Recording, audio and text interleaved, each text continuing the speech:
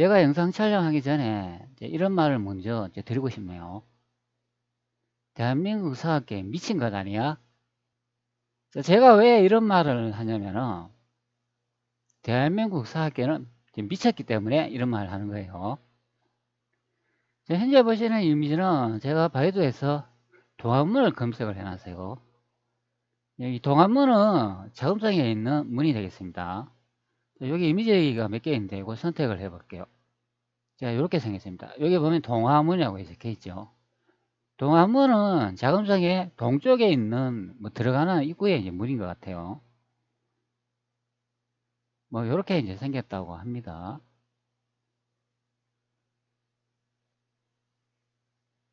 자, 이렇게도 생겼네요.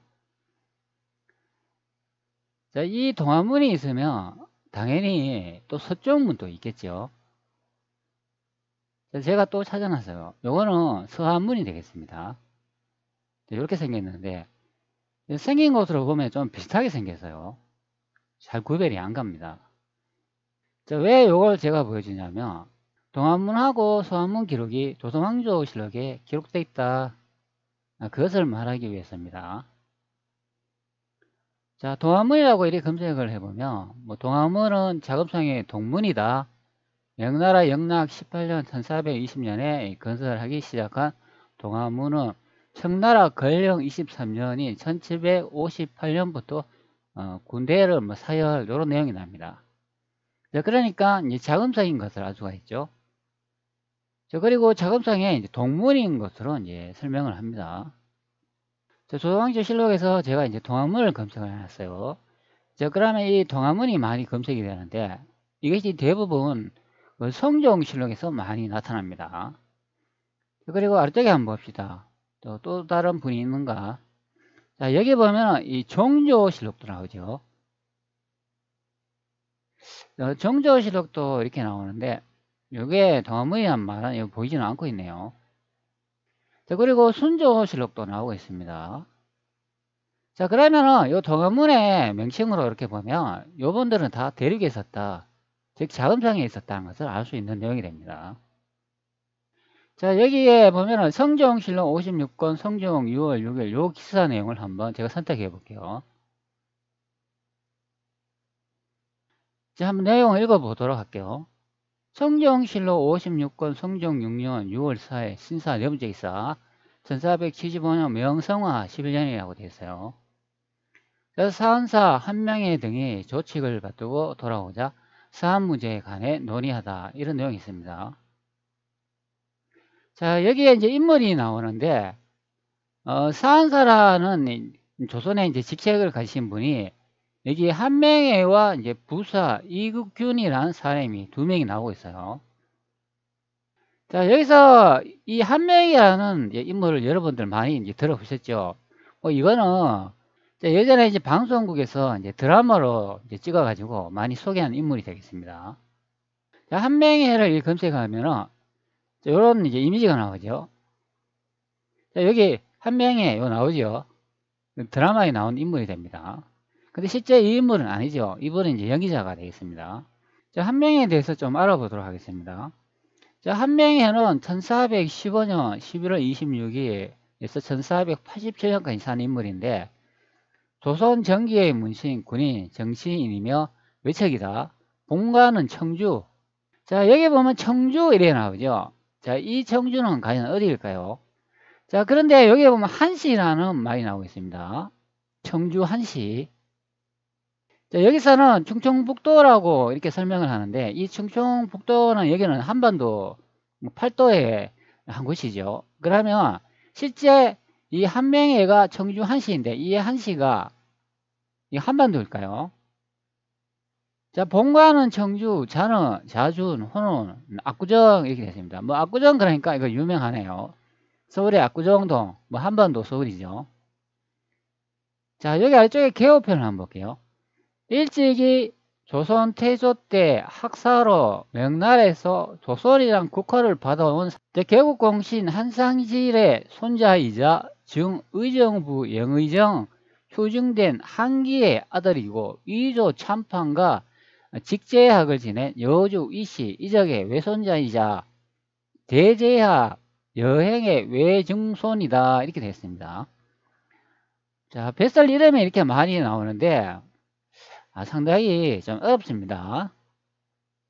자, 여기 이제 의정부 영의정이라고 하니까, 뭐, 영의정 그러면 이거 상당히 높으신 분이죠. 자, 이 내용에서 이제 중요한 내용은 이렇게 설명을 합니다.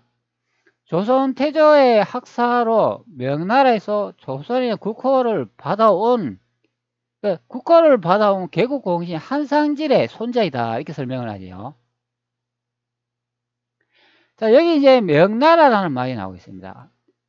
자, 그러면 여기에 또 조선이 나오는데, 그러면 명나라는 어디일까요? 그러면 조선은 어디일까요? 자, 그게 이제 실록에 다 이렇게 적혀 있다. 그런 의미가 됩니다. 자, 이 실록은 이제 성종실록이 되겠습니다. 성종실록 내용에 이 한명이라는 사람이 나오고 있어요. 자, 그런데 여기에 원문을 이렇게 자세히 들여다보면 이런 내용이 많이 나와요. 자, 여기 중국이라는 이런 단어가 나오죠. 자, 한번 봅시다. 앞쪽에.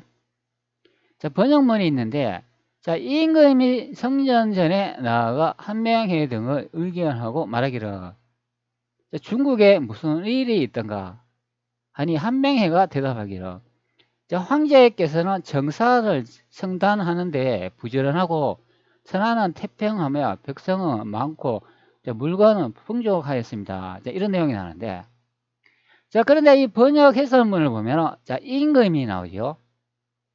자, 그리고 중국이라는 말이 나오고 있습니다. 그리고 또 황제라는 말이 나오고 있죠. 자, 원문에 한번 봅시다. 자, 원문에 여기 상이 임금이 되겠습니다.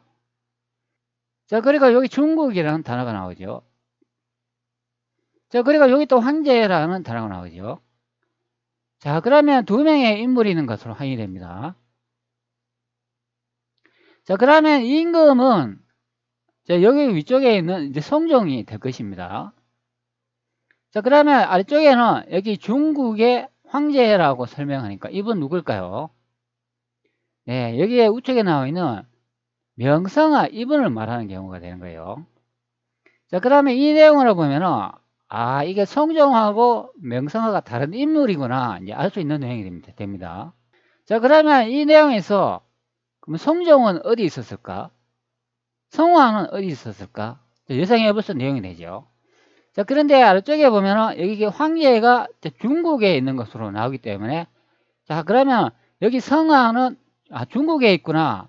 그러면은 앞전에 이제 위키 자료로 이렇게 보면은 이렇게 나오죠. 자, 명나라에서 조선이나 국호를 받아온 개국공신 한성질의 손자이다. 이렇게 됐으니까 그러면 여기 명나라네 이제 알 수가 있죠. 자, 여기 이제 황제하고 중국이란 단어가 나오기 때문에 알 수 있다. 그런 의미가 됩니다. 자, 그러면 여기서 나오는 이 중국 황제가 있는 곳 명나라는 과연 어디일까요? 그리고 여기 임금이 나오는데 임금은 보통 이제 조선의 왕을 부르는 말인데 그러면 조선의 왕은 어디에 있었을까요? 자, 이 내용이 여기 위쪽에 여기서 이제 확인할 수 있다. 그런 의미가 됩니다. 자, 제가 한번 읽어 드릴게요. 자, 사한사 한명회와 부사 이극균이 조책을 받들고 중국의 서울로부터 돌아왔으므로 백간이 칙서를 무화관에서 받들기를 의식과 같이 하였다. 그 조책에 이르기를 자, 주소는 받아보았다. 건주 위에 야인 약 4천여 기가 성화 10년 12월부터 11월 정월에 이르기까지 도르니 본국의 이산 등의 진과 창주 등의 구자 뭐 이런 내용이 나옵니다. 자, 여기다 보면 또 본국이라는 이 말이 나오죠. 자, 여기 원문에 보면 여기 분명히 이렇게 본국이라고 이렇게 나오고 있어요. 자, 원문에 보면 본국, 자, 이산이라고 이렇게 나오고 있죠. 자, 그러면 여기서 이제 본국은 또 어디일까요? 여기 원문에 보면 성하라는 사람이 이렇게 나오잖아요. 그러면 해석한 내용으로도 임금이라는 사람이 한 명 있고 성하라는 사람이 있다. 그럼 두 명이 있다. 예, 그렇게 이제 볼 수 있는 그 번역 내용이 됩니다. 자, 그러면 임금은 어디에 있었는가? 그러면 성하가 어디 있었는가? 근데 그 위치가 이제 중요하다. 그런 의미가 됩니다. 자, 원문을 한번 들여다 보도록 할게요. 자, 한번 확대해 보도록 하겠습니다.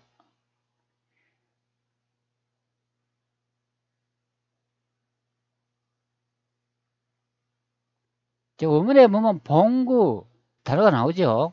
자, 그리고 위쪽에 한번 봅시다. 자, 여기 성화라는 단어가 나오나요? 아, 여기 있네요. 성화가 보이죠?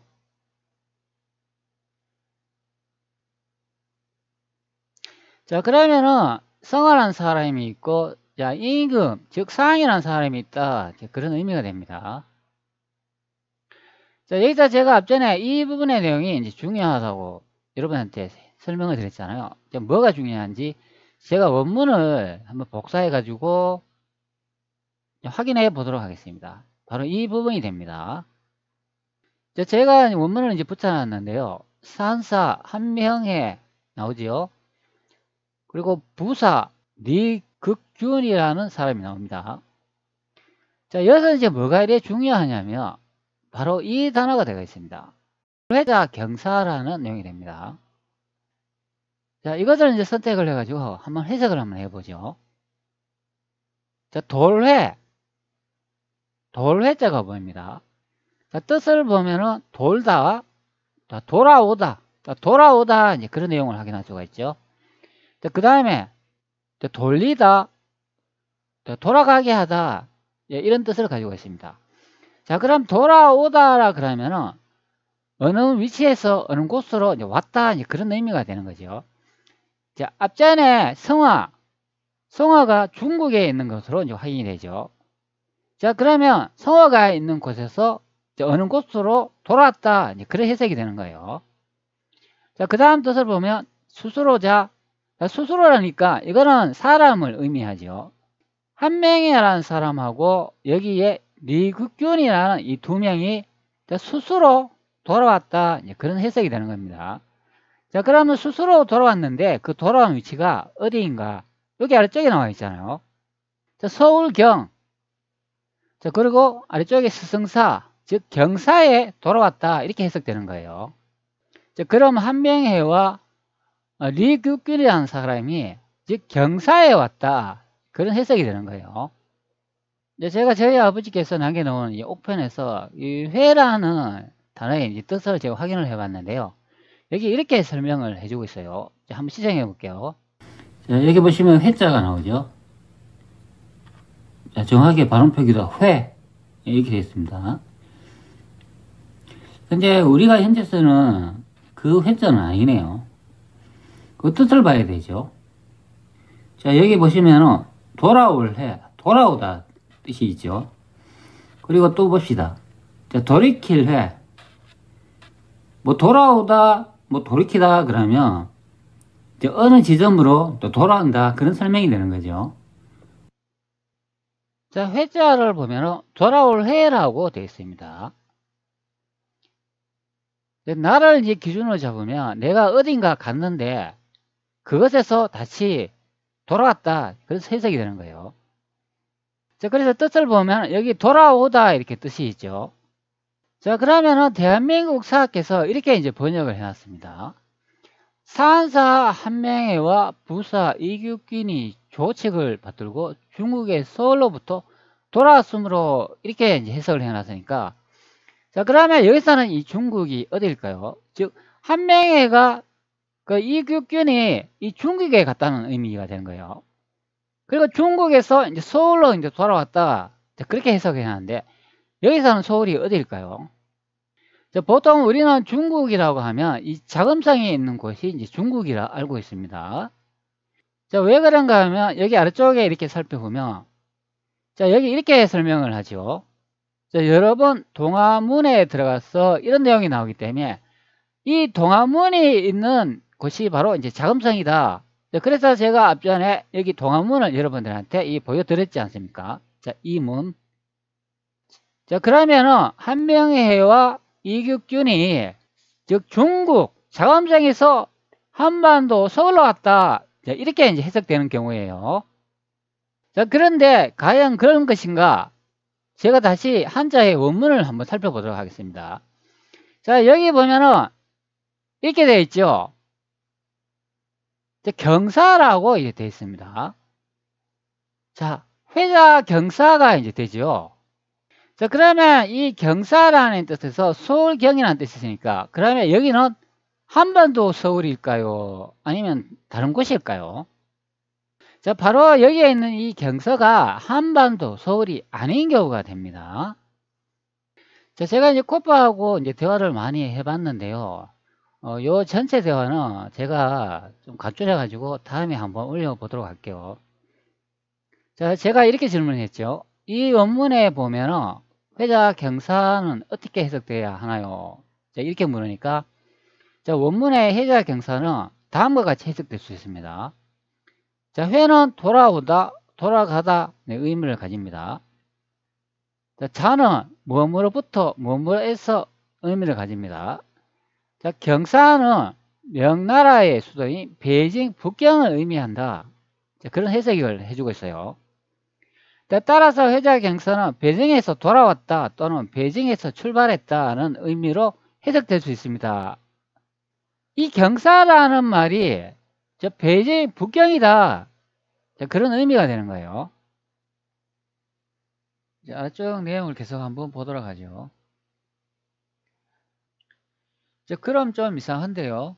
회자 경사가 베이징에서 출발했다라는 의미하면 베이징에서 출발해 한반도 서울에 왔다는 해석되는데, 앞전에 이 원문에서 회자 경사는 베이징 북경에 오다로 해석하지 않았나요? 그럼 베이징에서 돌아왔다가 아니고 베이징에 왔다로 해석해야 하는 것 아닌가요? 구글 번역기로 해석하니 수도로 복귀, 수도로 돌아가기, 수도로 돌아오다로 해석하는데 베이징에 왔다는 소리 아닌가요? 구글 번역기로 이렇게 확인을 해보면 이 회자 경사는 수도에 돌아오다 이런 내용입니다. 또 다른 말로는 수도로 돌아가기 또는 수도로 복귀 이렇게 해석해 주고 있어요. 자, 그러면은 경사는 베이징으로 이제 확인이 되기 때문에 베이징에 돌아오다 이렇게 해석되는 거예요. 자, 코파의 답변을 보면 말씀하신 내용이 맞습니다. 회자 경사를 해석하는 데 있어 문맥에 따라 베이징에서 돌아왔다 혹은 베이징으로 돌아왔다 두 가지로 해석될 수 있다. 자, 회의 회자의 의미는 회는 돌아오다와 돌아가다 두 가지 의미를 가질 수 있습니다. 따라서 문맥에 따라 달리 해석될 수 있다. 자, 문맥에 따른 해석, 돌아왔다, 베이징에 돌아왔다 라고 의미로 해석할 때 한명회가 베이징에서 출발해 다른 지역으로 돌아온 것을 의미할 수 있습니다. 돌아갔다로 해석하면 베이징으로 돌아왔다 의미로 해석될 때 한명회가 다른 지역에서 베이징으로 돌아온 것으로 의미할 수 있습니다. 자, 구글 번역기에서 수도로 복귀, 수도로 돌아가기, 수도로 돌아오다로 해석된 것은 문맥에 따라 베이징으로 돌아왔다는 의미로 적합할 수 있음을 시사합니다. 이렇게 이제 해석을 해주고 있어요. 따라서 원문에서 회자 경사는 베이징으로 왔다가 이렇게 이제 해석하는 게 아주 이제 적합하다 그런 말을 해주고 있습니다. 그럼 한명회는 다른 지역에서 출발해서 베이징에 도착한 상황을 설명하는 것입니다. 이렇게 확인해 주고 있습니다. 제가 이제 같은 문장을 재민이한테도 이제 물어봤어요. 그래가 이 한자를 해석하고 번역해 달라고 했어요. 그러니까 어렵지 않습니다. 여기에 보면은 이게 많은 뜻이 있는데 요거는 생략하도록 하겠습니다. 요 한명회 이규균 모아간 이런 말이 나오죠. 자, 재민이 감사, 사신이 한명회와 부사신 이극균의 한 개의 직서를 받들고 경사에서 돌아오자로 해석했는데, 그럼 한반도 서울에 왔다는 얘기니? 제가 이렇게 물어봤어요. 네, 맞습니다. 한명회와 이극균이 경사에서 직서를 받들고 돌아왔다는 것은 한반도 서울로 돌아왔다 해석입니다. 이렇게 되어 있습니다. 자, 그런데 여기서 이제 중요한 거는 이 경사가 이제 베이징 북경이라고 항상 이야기를 해주고 있어요. 자, 그래서 제가 다시 또 질문을 했어요. 사용자가 해석하기에는 이렇다고 보는데 이 문장에서 회자 경사로 되어 있잖니, 그럼 회의 뜻을 보면 돌아오다, 돌아오게 하다 이런 뜻이 있으니 다른 곳에서 경사로 돌아왔다는 얘기 아니니? 도착지가 경사가 아니겠니? 그리고 뭐간이란 단어가 나오니까 영은 맞이하다 뜻을 가지니 한 명의 해가 경사에 돌아오니 뭐간에서 맞이하다 이런 뜻 아니니? 자, 여기서 경사는 베이징 북경이 되는 것이고 이 기록은 성종실록이다. 제가 이렇게 이제 질문을 했어요. 즉 한 명의 해가 경사에 돌아왔다. 즉 북경 베이징에 돌아왔다. 저는 이렇게 해석한 겁니다. 자, 제시하는 해석도 일리가 있습니다. 자, 회자 경사를 경사에서 돌아오더라 해석하고 자, 맞이하다로 이제 해석하면 한 명의 해가 경사 베이징에 돌아와 모아간에서 맞이했다. 자, 이런 내용이 되는 거예요. 자, 그러면 코파와 재민이 답변이 똑같아. 그런 의미가 됩니다. 자, 여기에 코파 내용을 다시 한번 확인해 볼게요. 따라서 회자 경사는 베이징에 돌아왔다. 이렇게 해석됩니다. 자, 그런데 조선왕조실록을 번역한 이 내용을 한번 봅시다. 자, 한명회와 부사 이규균이 조칙을 받두고 중국의 서울로부터 이렇게 돼 있죠. 자, 그러면은 이 중국이 베이징 북경일까요? 아니면 서울이 이 한반도 서울로 돌아왔을까요? 자, 그게 아니라는 이야기죠. 자, 여기 원문에 이렇게 나와 있는 것처럼 회자 경사는 경사에 왔다. 그런 의미가 되는 거예요. 한반도 서울에 온 내용이 아닙니다. 이것은. 자, 그러면 여기서 이제 중국은 어디였는가? 그게 중요하다. 그런 의미가 됩니다. 자, 제가 보기에는 이 중국은 난징이 되겠습니다. 난징에서 북경 베이징으로 왔다. 그것이 여기 경사라는 이 단어로 알 수 있다. 그런 의미가 됩니다. 자, 고지도 한 장을 보겠습니다. 1994년도 제작한 지도라고 여러분들한테 많이 소개해 드렸습니다. 자, 이 지도를 한번 확대해 볼게요. 자, 여기에 보면은 이 경사가 이렇게 나오죠.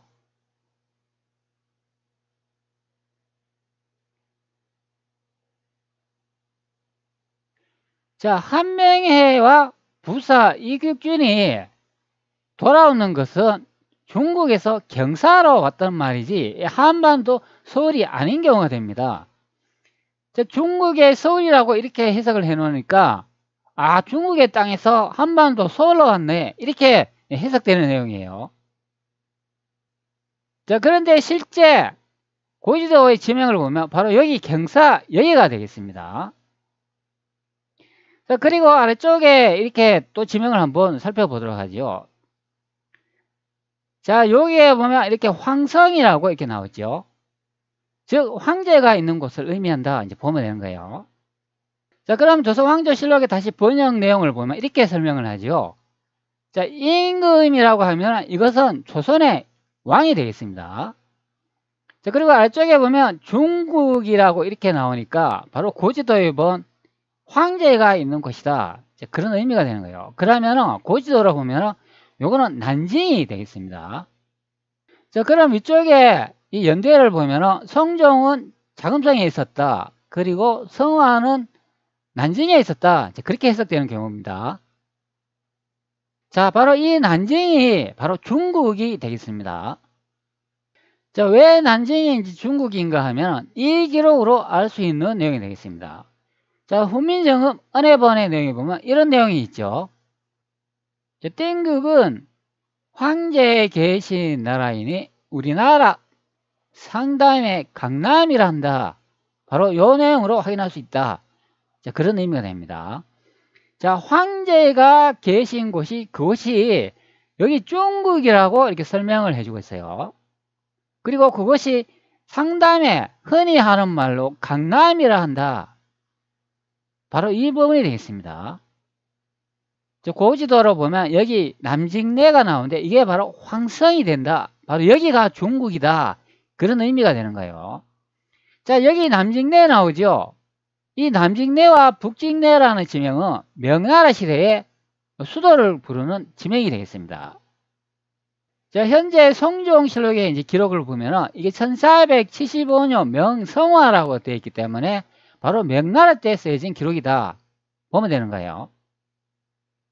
자, 그러면 여기에 남직내라고 되시면 여기가 중국이다. 이 부분에 성화가 있었다. 그런 해석이 되고, 지도를 좀 축소해가 여기 베이징 북경을 이렇게 살펴보면 여기에 자, 여기에 이제 성종이 있었다. 이제 보면 되는 거예요.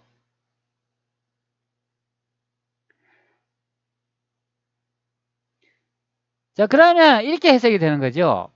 한명회와 그의 또 다른 일행은 중국 황제가 있는 이곳에서 이렇게 왔다 내용이 되는 겁니다. 바로 경사라는 지명을 알 수 있다. 그런데 대한민국 사학께서는 중국을 여기 북경 베이징으로 해석을 해가지고 이렇게 한반도의 서울로 이렇게 왔다 해석하는 부분이 되는 거예요. 전혀 저와 해석이 다른 경우가 됩니다. 자, 이 주도에 보면 여기에 북경 베이징이 정확하게 경사라고 되어 있습니다. 자, 그리고 한반도 지명을 한번 볼게요. 한반도의 지명이 경사가 아니고 경도가 되겠습니다. 전혀 다른 지명이 되는 거예요. 자, 다시 조선왕조 실록의 내용을 한번 봅시다. 산사 한명회와 부사 이규균이 조칙을 받두고 중국의 서울로부터 돌아왔습니다. 이렇게 하니까 자, 중국의 서울로부터라고 돌아왔습니다. 이렇게 해석을 해놨는데 원문에 보면은 여기에 중국이란 말이 없어요. 자, 다시 한번 뜻을 한번 보도록 할게요. 자, 중국이란 말은 이 문장에서는 나오지 않는다. 그런 의미가 됩니다. 그 아래쪽에 나오죠. 자, 여기 아래쪽에 여기 보면 중국이라고 나와 있잖아요. 자, 그러면 이 문장은 어떻게 해석돼야 되냐면은 중국의 서울에서 돌아왔다가 아니고 경사에 돌아왔다. 이렇게 해석되는 거예요. 자, 그러면 여기서 경사는 자금성에 돌아왔다. 그런 의미가 되는 겁니다. 자, 제가 조선왕조실록을 이렇게 많이 들여다보고 여러분들한테 많은 내용을 이제 해석해 올렸는데요. 보통은 여기 성종실록하고 여기에 명성화 이렇게 돼 있으면 저는 이 같은 분이 될 가능성이 높다. 이제 그렇게 많이 설명을 드렸는데 그런데 이 실록의 원문을 좀 들여다보면은 성종이라는 사람하고 이 성화라는 사람은 전혀 다른 분이다. 알 수 있습니다. 지금 명나라 이제 황제를 이렇게 검색을 해보면 자, 여기에 보면 명태조 1대부터 이렇게 시작되죠. 자, 여기 이제 명태조 주원장이 명나라의 제1대라고 되어 있는데 그게 아니다. 그런 의미가 됩니다. 명나라 제1대는 이성계가 되겠습니다. 이성계의 직계 후손들이 명나라를 다스렸다. 중국에 있었다. 이제 그래 보면 되는 거예요. 다시 말하면 이성계의 아들이 자, 여기 보면 명성조 영락제의 후손들이 중국에 있었다. 난징에 있었다. 그런 설명이 되는 거예요.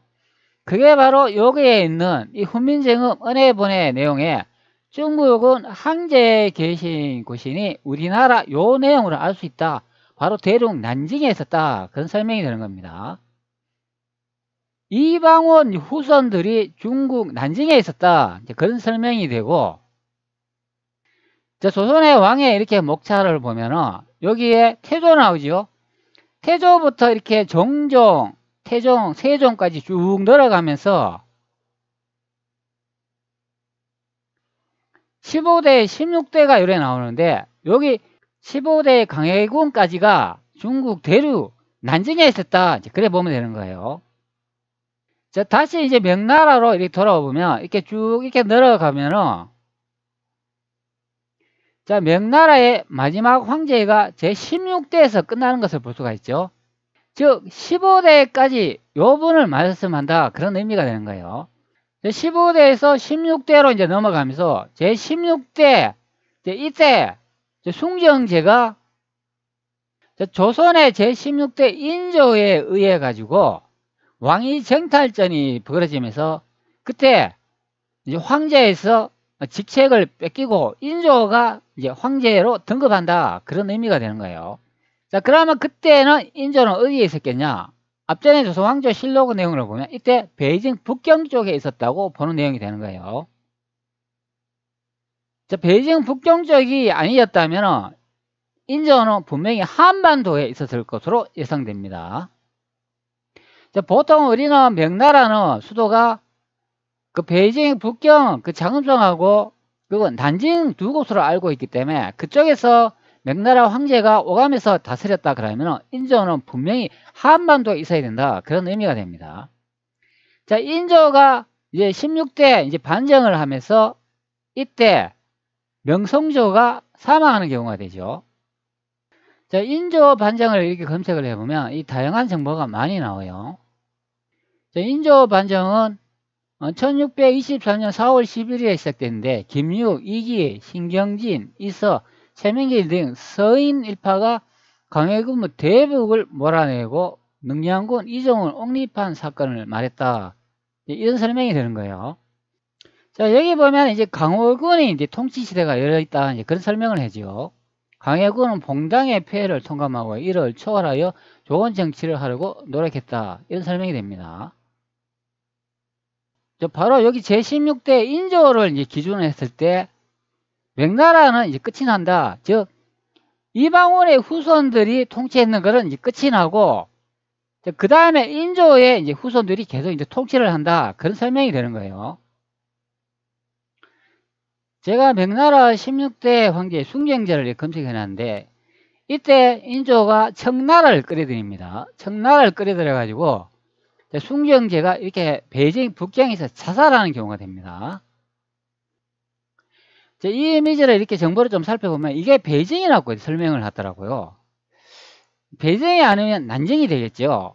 뭐 일단은 정보가 베이징으로 이제 설명을 하니까 이때 이제 자살한다 이제 보면 되는 거예요.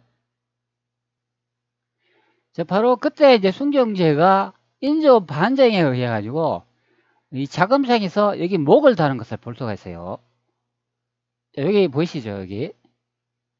자, 이방원의 이제 후손들이 명 16대 황제를 이제 기점을 해가지고 이 숭경제 때 모든 이제 제위가 이제 끝이 났다. 그것이 바로 인조의 반정에 의해서 이제 끝이 났다 보면 되는 거예요.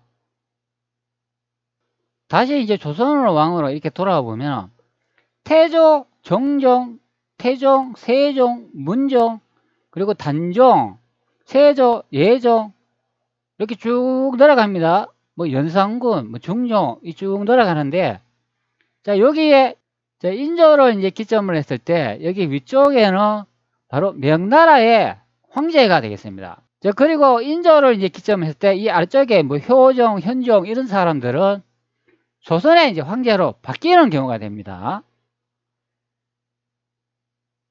저 숙종, 경종, 영조 이런 분들이 다 조선의 이제 황제로 이제 바뀐다, 그런 의미가 됩니다. 자, 그러면 명이 끝나고 이제 조선의 이제 황제가 새로 탄생된다, 그래 보면 되는 거예요. 제가 왜 이제 그렇게 생각을 했냐면 여기에 원문에 나오는 이 내용 때문에 그랬습니다. 임금이 이런 말이 나오고 그 중국이란 말이 나오고 그 다음에 황제라는 말이 나오기 때문에 알 수 있다, 그런 의미가 됩니다. 자, 한번 확대해 볼게요. 자, 여기 확대하자마자 여기 중국이라는 이 단어가 나오죠. 자, 그렇기 때문에 두 명이 있는 것으로 확인이 됩니다. 제가 왜 또 그렇게 생각을 했냐면 바로 이 내용 때문에 그렇습니다. 제가 예전에 찍어 놓은 기록에 보면은 자, 왕이 이제 두 명이고 부모는 명나라고 아들은 조선이었다, 이런 해석을 해놨죠. 그리고 수도가 두 개라고 이렇게 되어 있습니다. 자, 이방원의 이제 직계의 후손들이 여기 명나라에 있었고 그 다음에 아들, 그 이방원의 또 다른 형제가 베이징 북경에 있었다, 그런 해석이 되는 겁니다. 자, 그렇기 때문에 조선왕조실록이 이렇게 되어 있죠.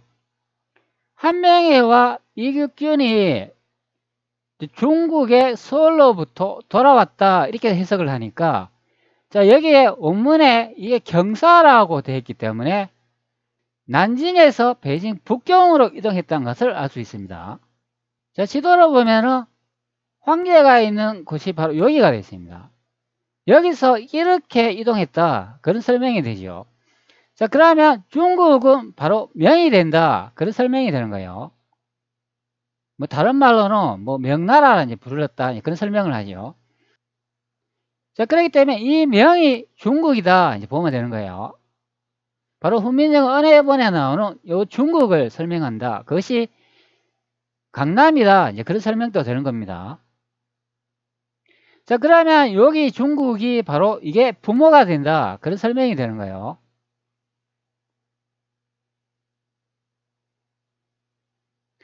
태조 이성계는 이때 여기서 돌아갔었습니다. 제가 예전에 조선왕조 실록의 내용으로 여러분한테 설명을 드렸지요. 태조 이성계는 여기서 돌아가셨다. 그리고 명황릉이라고 권룡천하 여지도에 보면 요 근방에 있는 것으로 이제 확인이 됩니다. 그게 바로 태조 이성계의 능이 되겠습니다. 그래서 이 중국이 있는 곳이 이제 부모가 되고 여기 자금성, 자금성이 있는 곳이 아들이 된다. 그런 해석이 되는 거예요.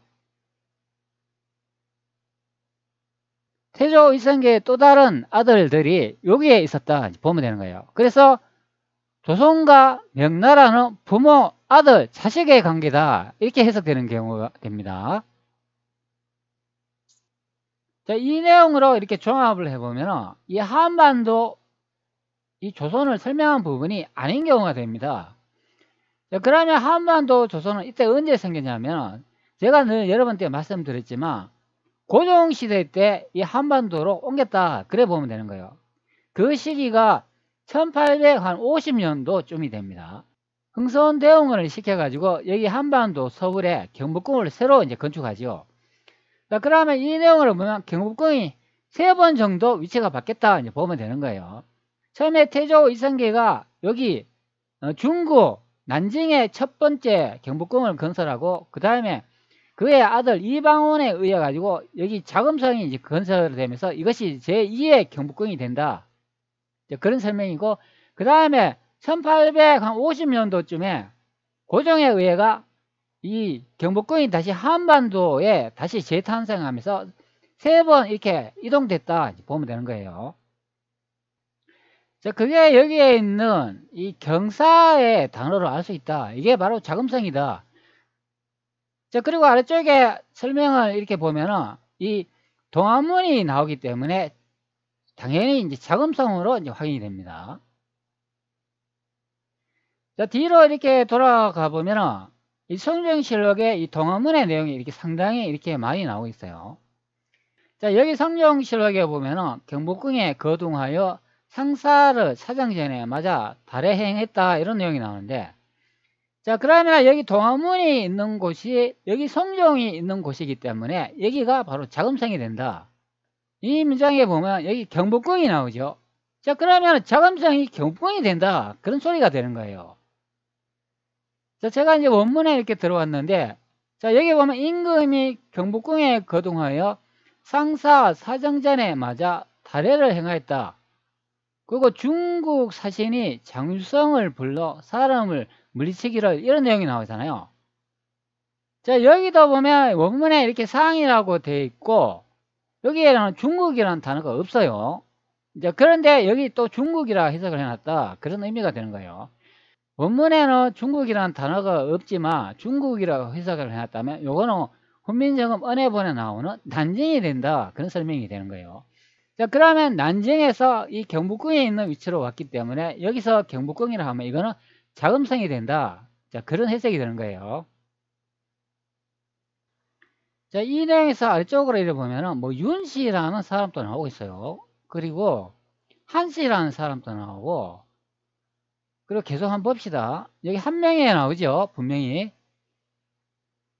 자, 그러면 한명회가 있는 곳이 바로 임금이 있는 곳이기 때문에 이게 자금성이 되어 있습니다. 자, 그러니까 앞전에 이제 실록의 내용을 보면 경사라는 말이 나오기 때문에 자, 한명회가 경사에 갔다고 하기 때문에 즉 자금성이 있는 것으로 확인돼요. 그러면 임금이 있는 곳은 자금성이다. 자, 그러면 경복궁이 된다. 자, 그런 말도 되는 거예요.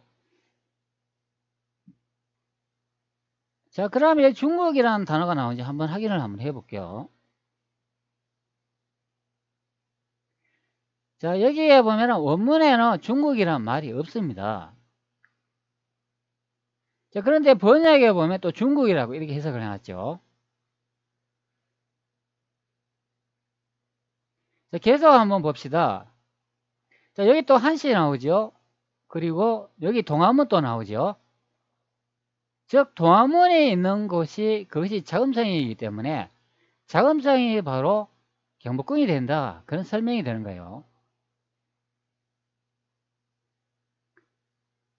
자, 그리고 여기 보면 근영전이 나오죠. 즉 자금성에 근영전이 있다, 그런 설명이 되는 거예요. 자, 그리고 여기 임금이 또 경의루 아래에 맞아 잔치하는데 사신이 청하기를, 이런 내용이 납니다. 자, 이어 경의루 나오죠. 자, 이것도 자금성이 된다, 그런 설명이 되는 거예요. 자, 제 채널에서 제가 경의루를 검색해 놨어요. 자, 조선 2차 왕자에 난 대로 양야가 난징국이다, 이렇게 설명을 해주고 있죠. 경의루 서쪽의 만세산이 베이징 자금성이다, 이게 나오죠. 자, 그리고 아래쪽에 또 봅시다. 경복궁 무덤집 본조 8도. 경복궁의 뜻은 무덤집인데 본조 8도 대륙이다, 태조 구황제가 말하고 있다, 이런 내용 나오죠. 자, 여기 아래쪽에 봅시다. 자, 진짜 경의루 자금성에 있다, 정확히 제가 짚어줬습니다. 자, 그 다음에 이 하멜 표력이 나오죠. 하멜 표력의 내용을 보면 늘 악어가 등장을 한다. 자, 그런데 우리나라 사학계가 이 악어는 뭐 서양인들이 책을 팔아먹기 위해서 뭐 지어낸 말이다, 이제 그렇게 해석을 하는데 전혀 아닌 것으로 이제 나타나죠. 자, 제가 계속 설명을 드렸지만 태조일성께서 명나라를 건국하시고 그것에 수도가 있는 곳이 대륙인 것으로 확인이 되기 때문에 이 하멜 표류기의 악어는 대륙 이야기다 라는 것을 알 수 있습니다. 하멜 표류기의 내용이 한반도의 그 지명과 명칭에 맞춰 기록된 내용이라면 제가 예전에 여러분한테 말씀드렸죠. 일본이 만든 가짜 책이다, 그렇게 설명을 드린 경우도 있어요. 자, 그렇기 때문에 이 하멜 표류기는 한반도에 온 게 아니라 대륙에 왔다, 그런 설명이 되는 거예요. 하멜이 대륙에 왔다면 이렇게 생각해 볼 수 있는 경우도 됩니다. 하멜이 거기에 있으면서 한반도에 있는 지명과 문화와 풍습을 듣고 책에 나중에 기록했다, 이렇게 해석할 수도 있는 거예요. 예전에 제가 설명을 드렸지만 이것도 실제는 거짓말이 되겠습니다. 이 하멜 표류기는 하멜이 일본에서 떠나기 전에 일본이 만들어준 가짜 책이 되겠습니다. 왜 그런가? 대륙의 기록이 아니기 때문에 그렇다 보면 되는 거예요. 찾아보면 이렇게 더 많은 내용이 있지만 이걸 다 이게 다루기는 제가 좀 어렵기 때문에, 그래서 이제 중요 부분만 몇 군데 짚어가지고 여러분한테 이렇게 설명을 드렸어요. 자, 그리고 여기 한번 봅시다.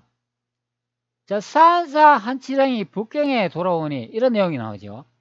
자, 요거는 이제 연대를 보면은 성종 11년 8월 17일 내용이 됩니다. 자, 그런데 경복궁에 이제 내용이 나오는 이 연대를 보면 요거는 성종 11년 6월 8일로 돼 있죠. 자, 그러면은 한 2달 정도 차이 나는 내용이 됩니다.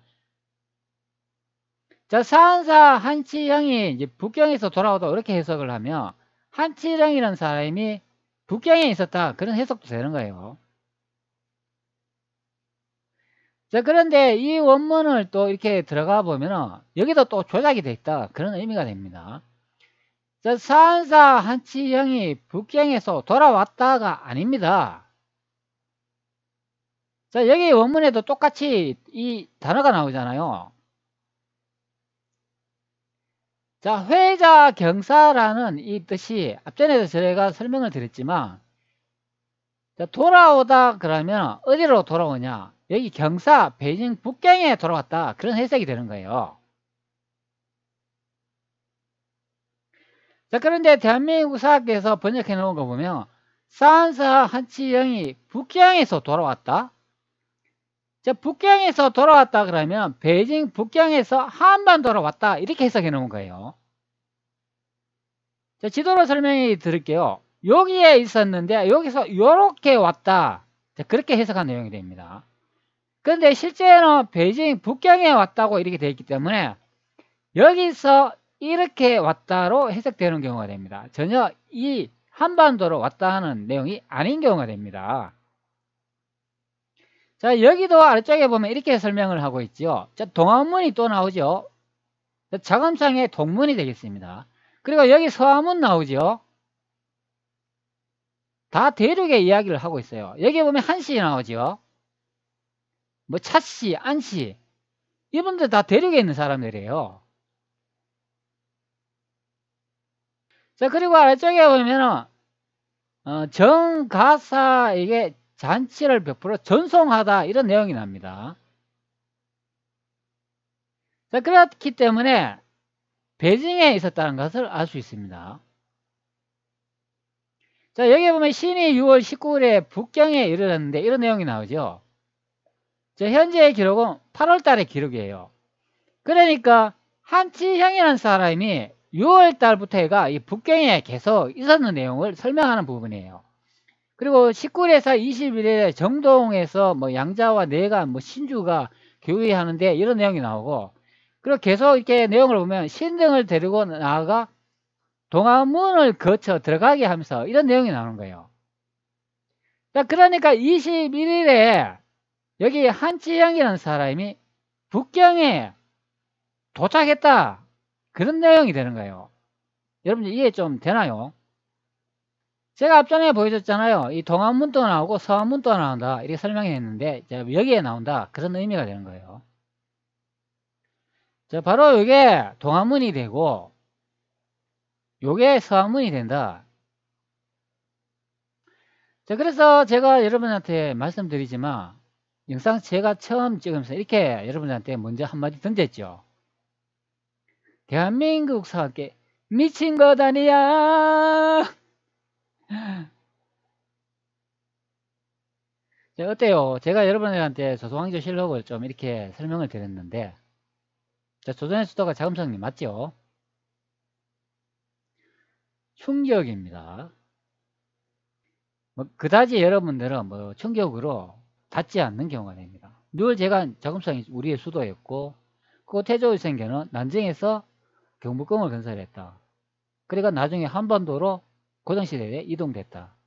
그렇게 늘 말씀드렸기 때문에 뭐 그렇게 충격적이지는 않다고 봅니다. 자, 이것으로 제가 또 한번 조선왕조실록을 이제 바탕으로 해가지고 이 자금성이 조선에 수도했다는 게 이제 한 번 더 증명되는 내용이 됩니다. 자, 현재 보시는 거는 예전에 제가 찍어 놓은 영상인데 여러분 이 이미지 기억하시나요? 여기 조금 이렇게 확대되는 거 한번 볼까요? 자, 이 이미지 기억하시나요? 자, 이게 제가 난징이라고 설명을 드렸죠. 다시 예전의 영상 기억을 한번 떠올려 보시기 바랍니다. 자, 그리고 이런 이미지 또 생각나시죠? 자, 여기에 정확히 나와 있죠. 이거는 청나라시 때 그려진 이미지로 이제 생각이 됩니다. 여기에 황제가 두 분이 나오고 있어요. 자, 1번 황제, 2번 황제 이제 볼 수가 있습니다. 자, 2번이 청으로 되어 있어요. 자, 1번이 이제 조선이 되겠습니다. 즉, 이 시대에도 청나라나 조선이나 같은 나라가 되겠습니다. 명나라나 조선이나 같은 나라가 되고 청나라나 조선이나 같은 나라가 된다. 근데 그 같은 나라의 역사를 두 개로 쪼개놨다, 이제 그래 보면 되는 거예요. 좀 목이 다 아프네요. 너무 이제 열정적으로 제가 설명을 했나요? 자, 역사 영상을 제가 좀 찍어 보니까 이 차분하게 좀 설명드리기가 좀 어렵더라고요. 이 영상을 이렇게 촬영하면서 이렇게 내용을 자꾸 말로 이렇게 표현하다 보니까 좀 화가 자꾸 치미는 경우가 됩니다. 우리의 역사가 이렇게 똑바로 이렇게 잡혀 있다면 이런 경우가 없었겠죠. 그런데 이 잘못된 부분을 살릴 때마다 이 화가 자꾸 치밀러 올라요. 그래가 연성이 계속 높아지는 경우가 됩니다. 그래서 목이 상당히 아프네요. 다시 한번 말씀드리겠습니다. 대한민국 사학계는 돌았는 것 아니야. 목이야.